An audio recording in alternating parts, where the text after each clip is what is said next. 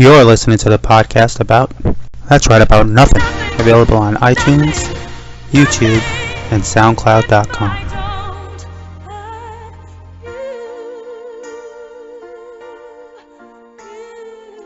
Welcome to another episode of the podcast about nothing.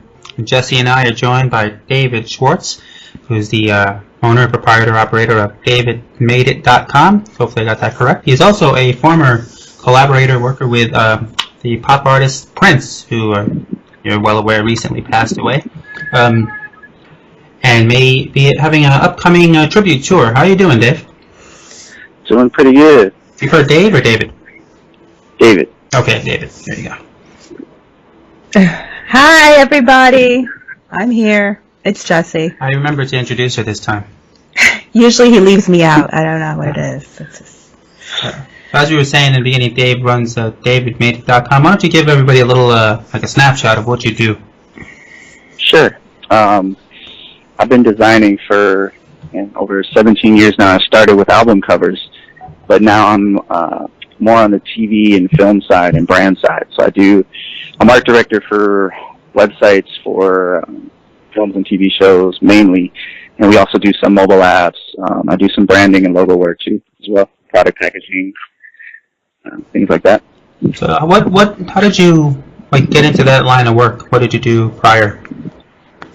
I think when I was in high school, I started messing around with Photoshop on a Mac, and then I did like a weekend course just for fun to see if I would like designing, and I wound up just falling in love with it. Started off for fun in the beginning, just like putting my face into other images and just clowning around, and then I started getting kind of good, and people were offering me money for it, and then I decided to go to school. So I went to art school, and I dropped out after a year to pursue music, and later on I went back and I started my own design business about 5 years after that. Oh, so you're like a self-starter type, totally unlike me. I missed out on the whole computer learning thing. I would be so far ahead of people now that I do some editing and stuff, but for some of the older guys, and it's just because they just don't want to be bothered with a computer. So anybody seems like a genius to them. Yeah, especially David. So what are some of the, you said you worked in some notable TVs or movies. Why don't you rattle off some for the listeners here? Just did a social media campaign for the movie Trainwreck for Amy Schumer, which was really successful. We built a lot of content written by Amy and her sister for the film, and we would come up with some creative designs or copy, and then they would post it on their various accounts like Instagram or Facebook or Twitter, and we promote the movie. Another one I just did Zoolander 2, the website. Then I did some things for Hannibal for a TV show that. A bunch of campaigns for that. It was pretty fun. Okay, and now how did you hook up with Mr. Prince, as they say? How did that come about, basically? That's an interesting story. When I was living in Minneapolis I moved to Minneapolis from New Jersey. I was born in New York. I grew up in Jersey, but moved to Minneapolis when I was 9 years old. Started writing songs around 10, and then once I got around 18, 19, I started recording my own music and putting it out locally and performing local shows around town. And I wound up meeting one of his keyboard players, Morris Hayes. And over Morris's studio, I met another guy by the name of Kip Blackshire. And Kip was also just starting to play keyboards for Prince. That year, Prince had 2 keyboard players. And Kip and I became really good friends, and we started making music together, and they started bringing me around Paisley Park to some of the concerts at night. Prince would throw parties. Sometimes he'd perform, and I met him once or twice just in passing. They're like, hey, this is, DD, this is what they call me, the 3 letters, DCS for David Schwartz, my nickname. And I met him a couple times, but we didn't really hit it off until one day I came out to watch a rehearsal, and he called me up on stage during the private rehearsal, and we just started jamming together for a couple hours. We were just doing a bunch of songs, and me and him were riffing back and forth. He would sing a chorus, and I would rap a little bit in between, and I had him busting up laughing. And then later that day, he said he wanted to work with me and wanted me to start coming out more. And then that led to a whole bunch of other stuff. All right, so you worked for a period of about how many years with him at that point, once you guys started that relationship? About 2 years. So what was your music style up to meeting him? 'Cause you said you rapped a little bit. I wasn't that much, it was, at that time, it was sort of like a big underground hip-hop movement, like with Atmosphere and Rhymesayers in Minneapolis. It was like, they were the kings of the city for hip-hop and for lyricists and all of that, for people that are really into that, they were the pinnacle of that, and they had a lot of success. And I was kind of an outsider because I wasn't that much of a hip-hop head. I wasn't really like a battle rapper, but I had been in love with hip-hop for 10 years, since I was like 8 years old at that point. So, I don't know, I just kind of did my own thing. And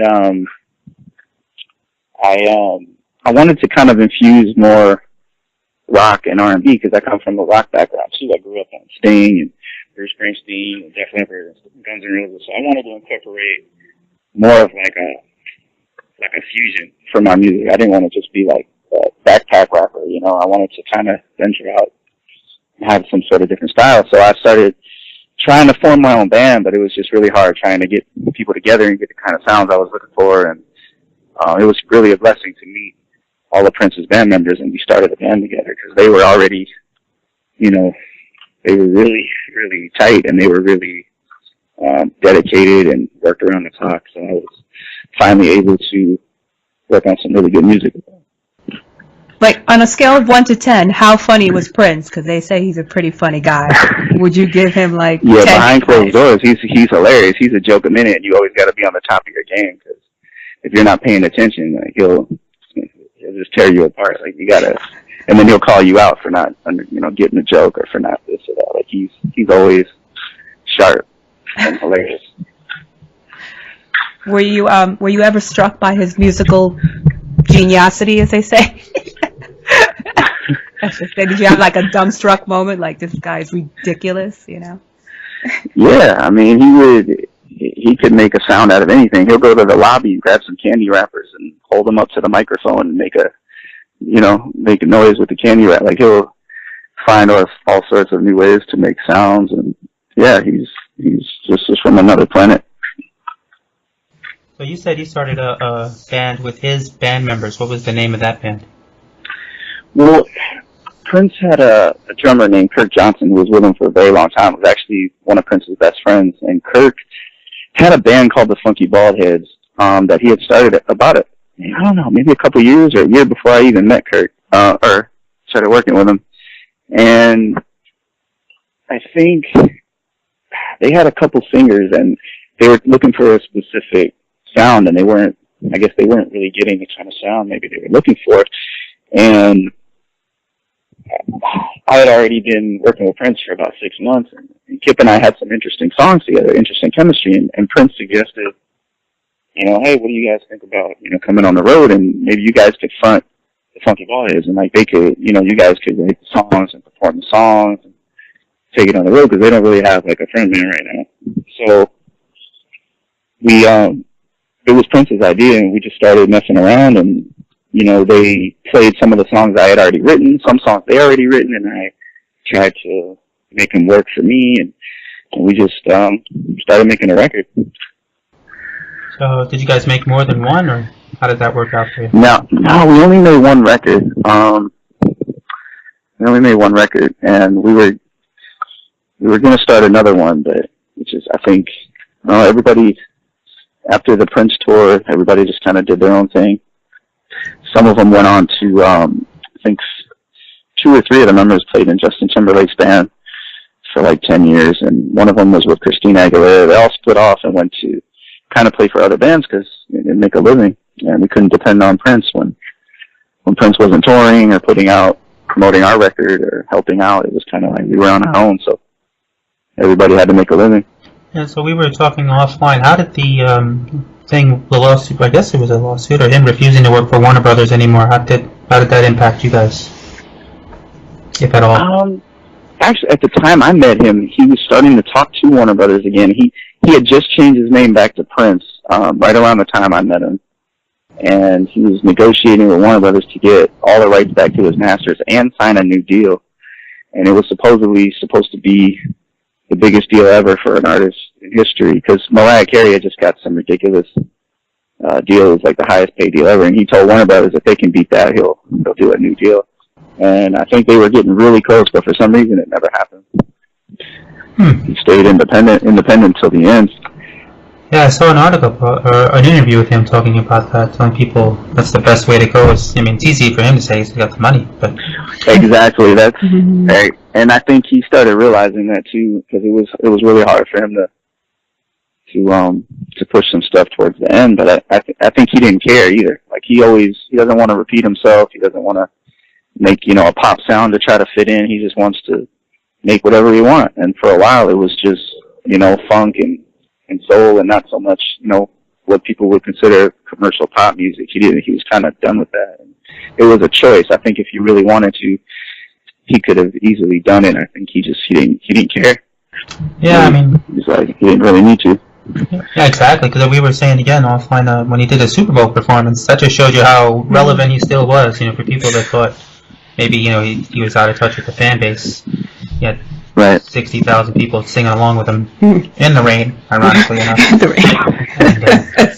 And, so he was still, in everybody's minds. He didn't never went away. I also remember him being like a big, not a proponent, I guess, against, like he wouldn't give up any of his music to like Rock Band or Guitar Hero, because he wanted kids to learn to play actually a lot of things. He probably missed out on $1 billion. But that's also one of the reasons why he's so highly regarded and respected too. So he didn't sell out. He wouldn't let his stuff be used in car commercials. He wouldn't let, Weird Al Yankovic, I think, offered him like something like $1 million or something to do one of his songs a few times, and he just kept saying no. Like he didn't like people making fun of his art or using it or watering it down or making it to sell something that he didn't care about. He just didn't care. That's unique when you have the ability to say that, or you don't need to. Right. Sell it out to someone. I just remember it was a thing because we had Guitar Hero, me and Jesse, and like, where are the Prince songs? And I was like, I don't know. And I did. I asked. I'm like, with that. Yeah, he wanted kids to learn how to play a real instrument, not. I know, and he's an advocate for that. So that's probably another reason. There are very few artists that do it. When I was younger and actually paid more attention to music, it was him, the girl, what's it, Jewel? Plays like her own guitar.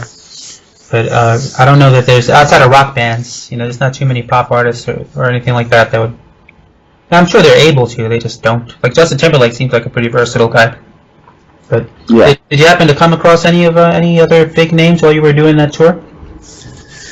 Yeah, I met a lot of people. A lot of people, that's one thing about a Prince concert is that no matter what city we would go to, the first row or the second row would always be filled with stars. It's like the stars get almost starstruck in a way. They you never know who's going to be in those front rows, and you can always expect. So like every night I would come out there, and my stomach would fall out. I was so nervous because, my God, who's it going to be tonight? Like, who's going to be out there? And sometimes it would be people that are my heroes, or like I've been, in love with my whole life, or just like their music or this or that, and they're like sitting there, and I have to entertain them for 20 minutes before Prince comes out, and it was just like I can't even tell you the level of. I was just so nervous. You got it, David. You got to tell that funny story that you told me about the balloon. Come on. About the what? The blow-up balloon.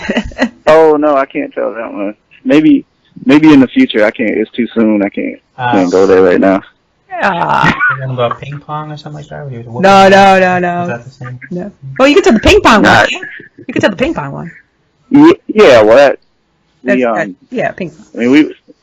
I mean, we would play basketball almost every day or every other day together. It was our thing. But I was never a big ping pong player, but he was super into ping pong. He had a ping pong table there too, and I only played him one day, and we played 2 games, and he beat me probably like whatever he played to. What is it, 12 or 13 or 20? What did he play to? 21. 21? It might be 11. Yeah, I think the first 2 games he beat me 21-0.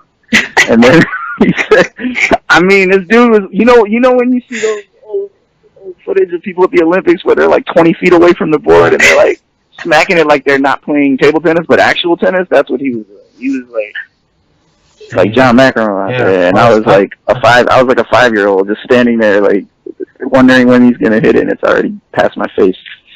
So he replayed one more game, and I think I got like 1 point. But that was it. He killed me.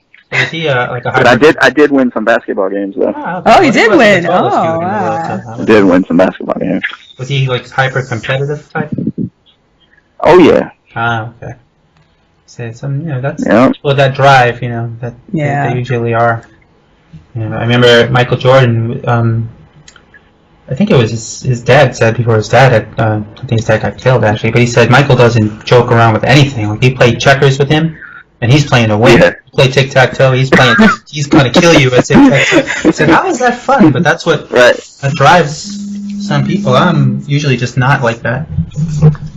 Yeah, I mean, I find that so fascinating, that how he was constantly in his game, just constantly trying to make fun of someone, trying to get ahead, just trying I like that about him. He seemed very playful, yeah? Like, very playful kind of guy.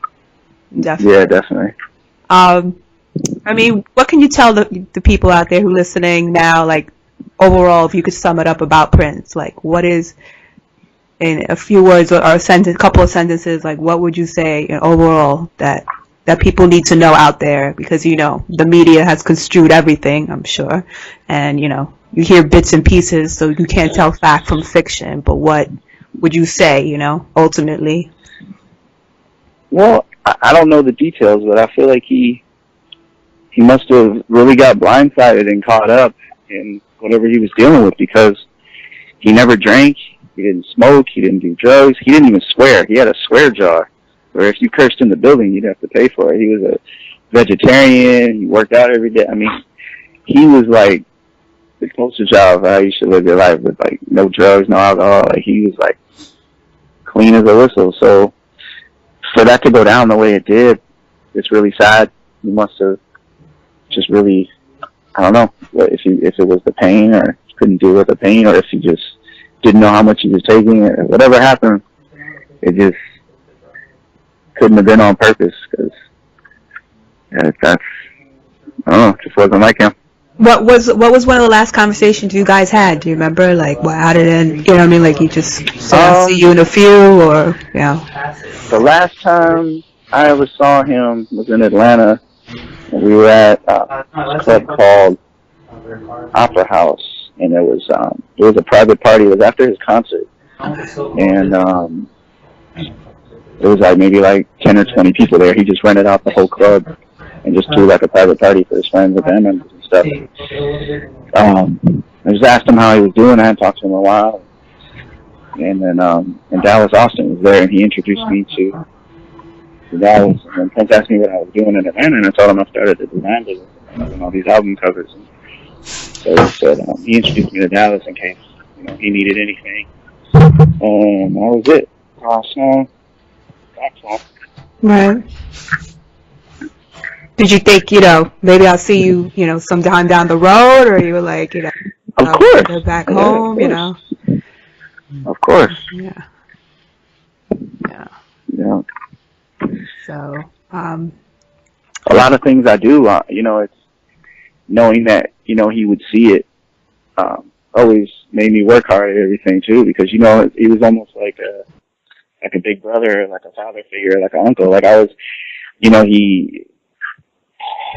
pushed me when I was younger and like helped me creatively. And so it's like you always want to impress your mentor. Like you want to, everything you do, you want them to hear it or see it and be proud and be like, that's cool. I always like everything I work on, I always do it knowing that, he would see it. It just kind of sucks that I know, like, now, like, he wouldn't get a chance to see anything. You also did a couple of his album covers, is that correct?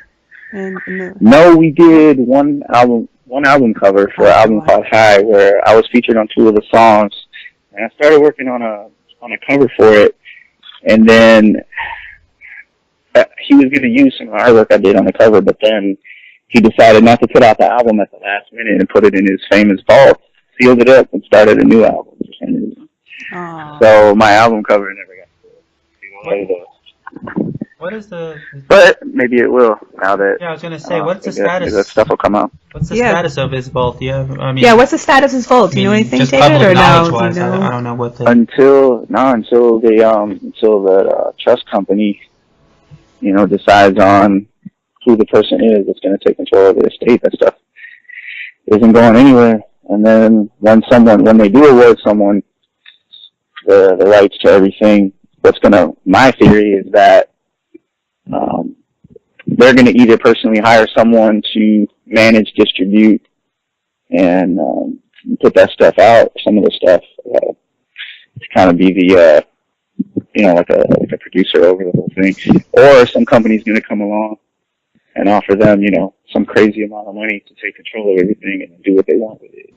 It's going to be one or two scenarios. Yeah. The only way it can go. I don't know like what his last testament was as far as using whatever he had in the vault. If he had anything written down, or if he didn't have a will, then people are going to do whatever they want to. Yeah, but you think, knowing him, I don't know.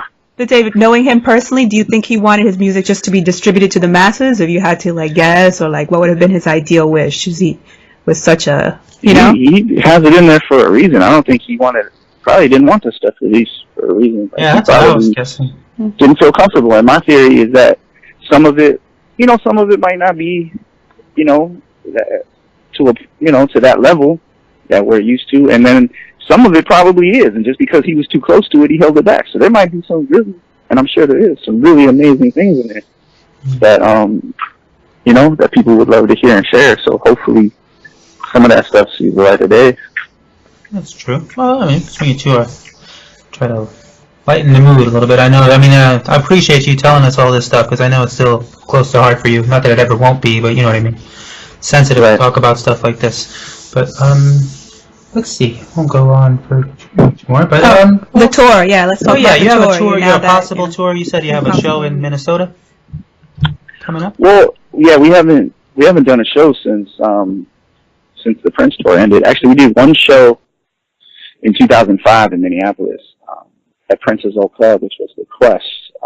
Glam Slam, but then the Quest. So it's been 11 years since we've done a show, and I went up to Minneapolis a month ago, and met with Kirk and a couple other Prince's band members. We've been talking, and we're thinking about doing our reunion show. I don't know how many shows or if we're going to do a new album or not, but we were thinking about just doing it for fun, just getting back together and just doing it, just to be with each other again, and some for the Prince fans, and put something together. So we have a show in September in Minneapolis.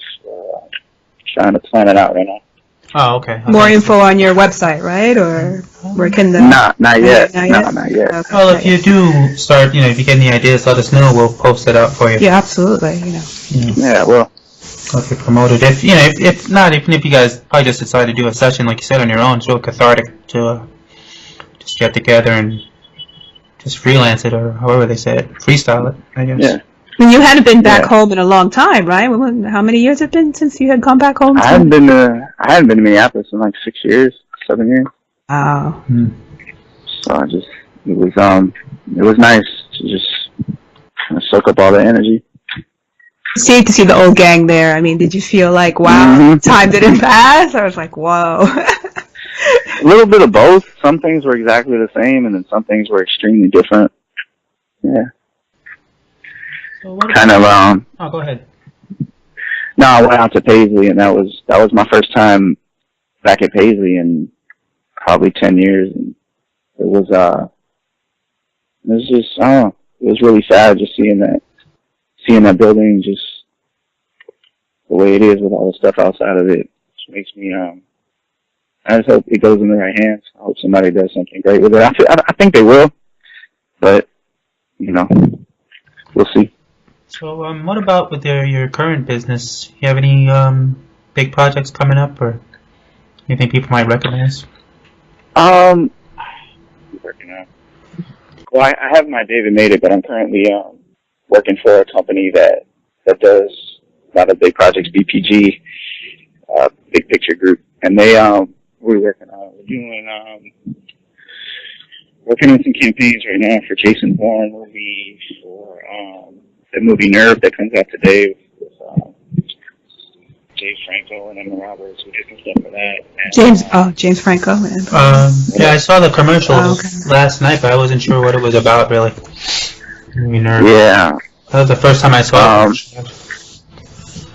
But I don't really watch a hell of a lot of TV, so.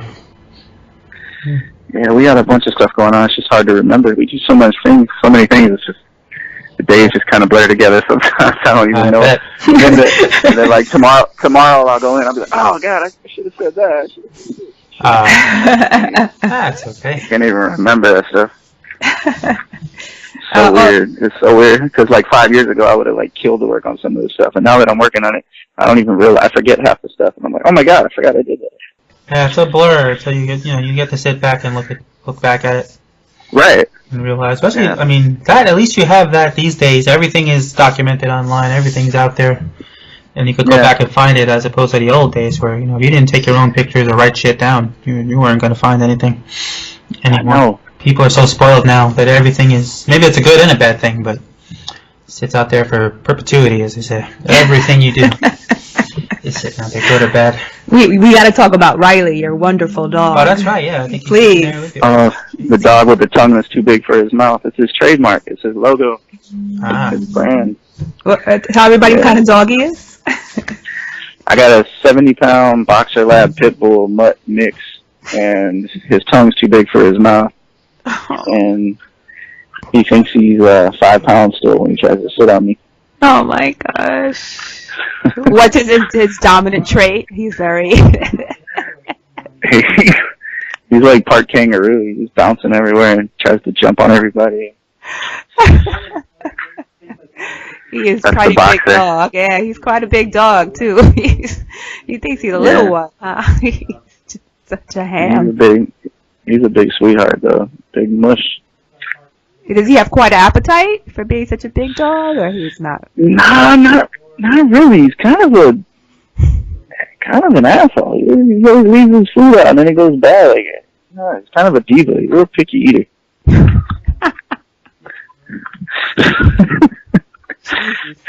Now, I don't hear that too often. Picky dog eaters, most of them are like. I know. I know my friend's dog. You put the food down there, it's gone in 10 seconds. He didn't even eat it. He just swallows it. My dog, I gotta coerce him into it. I gotta rip up turkey or some chicken and throw it on top. He just won't. And I try all kinds of food. It's not like I'm giving him. He gets the really expensive organic home delivery food that clears my bank account. And he's eating better than I am, and he's still a picky eater. Yeah. I think, I've met him. I think he's absolutely adorable, but I'm just partial to big dogs, too. So, the bigger the better, it's never too big for me. And yeah, you can play with him. You can do more. I say he's my dog. I'm just he's so cute. I can't. He just takes over the room. He just takes over the car. He's so Yeah. He's got a lot of personality. Let's say you blessed to have something so big but so loving. I take him to daycare twice a week, and so he gets to run around for 10 hours while I'm working. They said out of the hundreds of dogs that come there, there's this sink there that has a sensor on it, so it turns on automatically. And they said he's the only dog that knows how to turn that sink on. And he won't drink out of the bowls that the other dogs drink out of. He goes and he steps up, stands up, and puts his paw by the sensor and turns the sink on and drinks from the sink. He's like, you dogs are such dogs. I am not a dog. He's like, no, I don't drink this. Oh, you know where this shit's been? You know where y'all been? Y'all mouths. Oh my gosh, that is just amazing. You're not surprised though. You're like, yeah, I know, that is my dog, basically. I know. All right then. Well, it's been a pleasure. We won't keep you for too long. So just let everybody know, basically, your website, whatever, your social media info for everybody out there, please.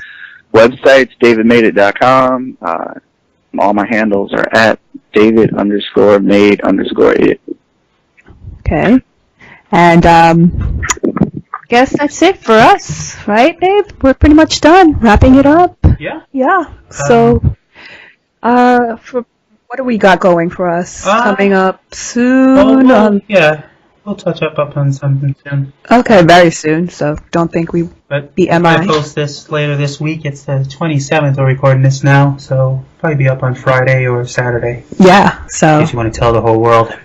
Cool. Podcast. And again, David, thank I'll you post so it. much. You know, if anything comes up with that little tour or whatever it may be, let us know. We'll be happy to post, like I said, or follow up with you. I will. All right.